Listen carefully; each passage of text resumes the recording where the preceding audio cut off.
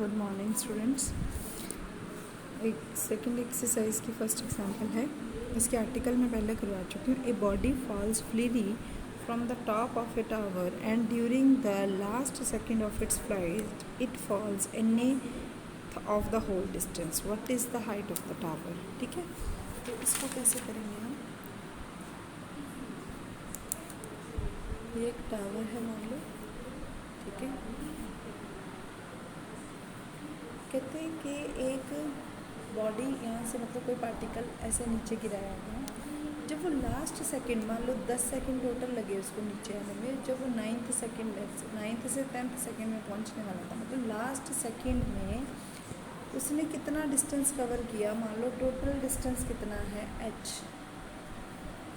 तो last second में उसने कितना डिस्टेंस कवर किया? 16/25h, ठीक है। तो टोटल h में से अगर 16/25 माइनस कर देंगे तो ये बच जाएगा 9/25h, जो ऊपर वाला डिस्टेंस है यहाँ से लेके यहाँ, ए, ये बी और ये सी, ठीक है। तो हमारी बुक में भी डायग्राम बनी हुई है। अब इतना डिस्टेंस उसने कवर किया, ठीक है। एस का फार्मूला क्या होता है? u+1/2n - 1f। ये मैं इस आर्टिकल्स में करवा चुकी हूँ आपको फार्मूला। इनिशियली उसकी वेलोसिटी 0 थी, तो ग्रेविटी हमने g ले ली। नीचे आ रहा है ना, पॉजिटिव रहेगी ग्रेविटी, ये आ जाएगा। आल्सो कहता है डिस्टेंस कवर्ड इन n-, ये nth सेकेंड में था डिस्टेंस इसका। अब n-1 सेकेंड्स में, मतलब इन 9 सेकेंड्स में, ये 9 से 10 के बीच का डिस्टेंस था, और इन 9 सेकेंड्स में इसने कितना डिस्टेंस कवर किया?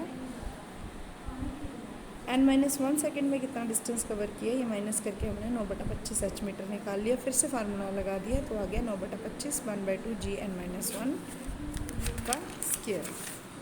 अब इन दोनों को डिवाइड करके हम यहाँ से क्वाड्रेटिक इक्वेशन बना लेंगे, उससे हम n की वैल्यू निकाल लेंगे। अब n की वैल्यू हमने ग्रेटर देन 1 लेनी है। सेकंड्स जो हैं वो हमेशा 1 से हम बड़ा लेंगे, ठीक है। तो ग्रेटर देन 1 ये है या ये है हमारा ग्रेटर देन 1, तो इसको हम रिजेक्ट कर देंगे।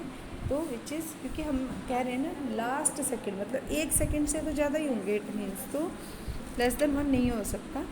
तो लास्ट सेकंड हमारा ये जो हम n/2 ले लेंगे, इसकी वैल्यू जो है n की वैल्यू यहाँ पे फिल कर देंगे, और हमारी h जो है अप्रॉक्सीमेटली उसने जितना डिस्टेंस कवर किया वो हमारी निकल जाएगी। नेक्स्ट है a stone dropped from the roof of a house, it is observed to fall past a window इतने metre high in 1/7 of the second. फिर अगेन वैसी ही एक डायग्राम बनेगी।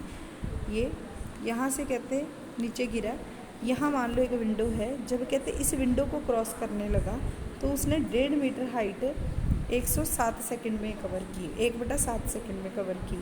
तो कहते पूरी रूफ़ की जो विंडो तक, ये यहाँ से लेके यहाँ तक की हाइट निकालो, ये हमें गिवन है।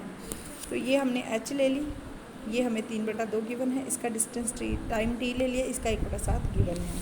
तो अगेन हम वैसे ले लेंगे, वही फार्मूला लगेगा फिर से।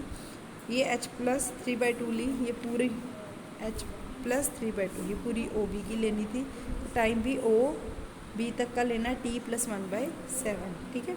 अगेन इसको सब्ट्रैक्ट किया, यहाँ से हमने t की वैल्यू निकाल ली, 1 आ गई है। फिर इसको फिल किया, हमारी h की वैल्यू आ जाएगी, ठीक है। A, B, C are 3 points vertical below the point O such that OA, OB, AB and BC. If that particle from the rest at O, then prove that the time of describing OA, AB and BC are as 1:√2 - 1:√3 - √2. Since the particle falls from rest at O, therefore U is equals to 0, ठीक है। मतलब origin से चल रहा है, rest से चल रहा है, इसलिए इनिशियल वेलोसिटी 0 होगी। लेट कहता है OA, OB and AC, BC is equal to h। 3 है ना, 3 है OA, AB एंड BC, तीनों हमें इक्वल गिवन है यहाँ पे, ठीक है। तो तीनों को इन्होंने h मान लिया, ठीक है। और टाइम कितना लगा? यहाँ पे t1, यहाँ पे t2, यहाँ पे t3। इनिशियल वेलोसिटी क्या है? 0 है, ठीक है। मोशन O से A तक का कितना है? s की वैल्यू h हो जाएगी, t इज इक्वल टू, ठीक है। तो ये हमारा फार्मूला आ जाएगा, h is equal to 1/2 g t1²। तो t की वैल्यू ये आ गई हमारे पास। From motion A O to B, अब O to B कितना आ जाएगा 2H हो जाएगा यहाँ से, initial velocity again 0 time T1 plus T2, ठीक है। ये देखिए T1 प्लस T2 आ जाएगा, फिर ये निकाल लेंगे हम, ठीक। T1 माइनस T2 है तो T1 की वैल्यू यहाँ पे फिल कर दी, तो ये हमारे पास आ गया। अगेन O से लेके C तक लेंगे तो H plus 3H T1 plus T2 plus T3 ये आ जाएगा। फिर इसको माइनस करके हम निकाल लेंगे, T1 plus T2 plus T3 था तो वो माइनस करके हमने ये निकाल लिया T। अब तीनों की रेशो लिखी, तो यही हमने रेशो जो थी वो प्रूव करनी थी, रेशो हमारे पास आ गई। A particle projected vertically upward takes time T1 to reach a height T2 is the time to reach the ground again. Prove that h is equals to this and the maximum attainment is this. Show that the velocity of the particle at a height h by 2 is this. Let u be the velocity of the projection. मान लिया कि u क्या है velocity जब वो project कर रहा था। टाइम कितना लगा h हाइट तक T1 and time to taken to reach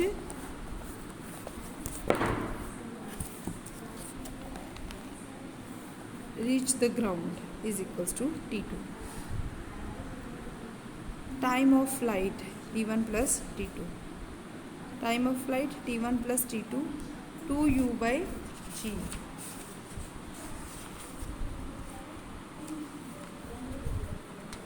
ये देखिए बेटा, when the particle come back to the point of projection then h is equals to 0. Time कितना होगा 2u by g, ये हम आर्टिकल में कर चुके हैं, वही आर्टिकल यहाँ पे यूज़ किया हमने। टाइम जाने और आने का जब आप इकट्ठा लेते हैं तो वो हमारे पास कितना आता है 2u by g, तो u is equals to 1/2 g T1 plus T2। तो h is equals to formula लगा दिया u t माइनस 1/2 GT² का, ऊपर जाते हैं टाइम माइनस होगी ग्रेविटी यहाँ पे, ठीक है।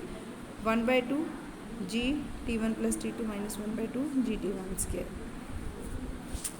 यहाँ पे हमने क्या किया, यहाँ से u की वैल्यू ये जो निकाल दी थी यहाँ पे फिल कर दी, इसको सॉल्व किया तो h आ गया 1/2 g T1 T2। यही हमने प्रूव करना था यहाँ पे।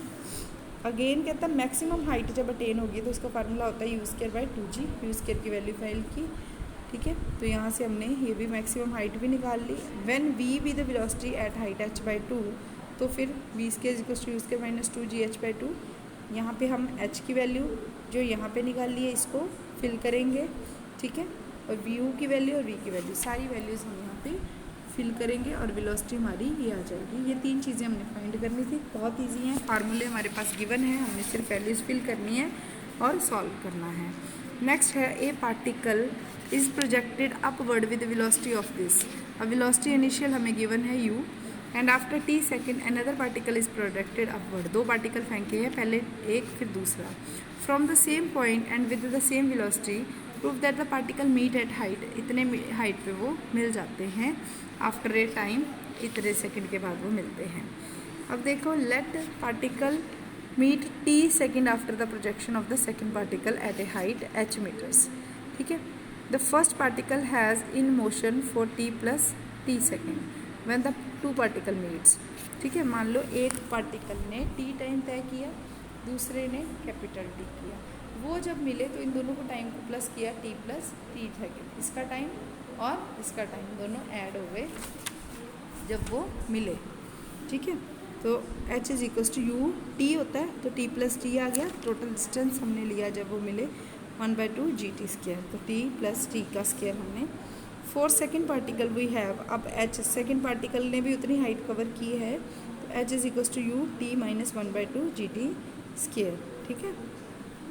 अब इस देखो ना ऐसे है, ये एक पार्टिकल यहाँ से फेंका, ये ऊपर गया, ये फिर नीचे आया यहाँ पे, ठीक है। इसने तब t टाइम जो था वो लगा चुका था, ठीक है।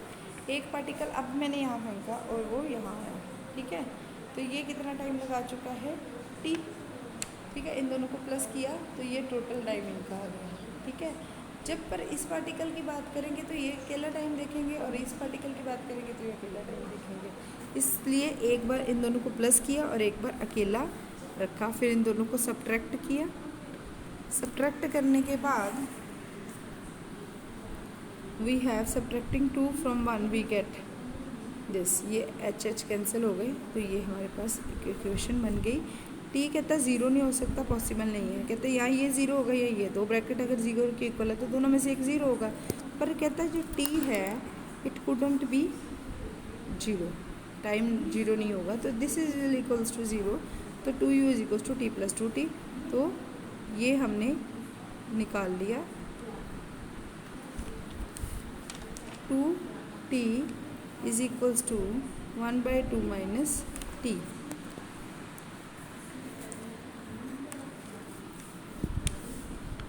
यहाँ पे एक चीज़ गड़बड़ कर दी, यहाँ पे u बाई जी आना था बेटा, ठीक है। तो t is equals to u by G minus 1/2, ठीक है। ये बुक में थोड़ी सी मिस्टेक है। Particle meet after time this, इसकी वैल्यू भी हमारे पास आ गई है, इसको एज इट इज़ रहने देंगे। ये जो वैल्यू हमारी आई है उसको t में ऐड करेंगे, तो ये हमारा टाइम आ जाएगा जब वो पार्टिकल मीट किया। तो इस टाइम को हम यहाँ पे फिल करेंगे h वाली वैल्यू में, तो ये डिस्टेंस आ जाएगा जो उसने कवर किया, ठीक है। नेक्स्ट एग्जांपल एक रह गई है, वो आप खुद करके देखिए, वो भी बहुत इजी है। ये आपका होमवर्क है, ये वाली एग्जांपल आप करें और मुझे बताएं अगर कोई प्रॉब्लम है तो।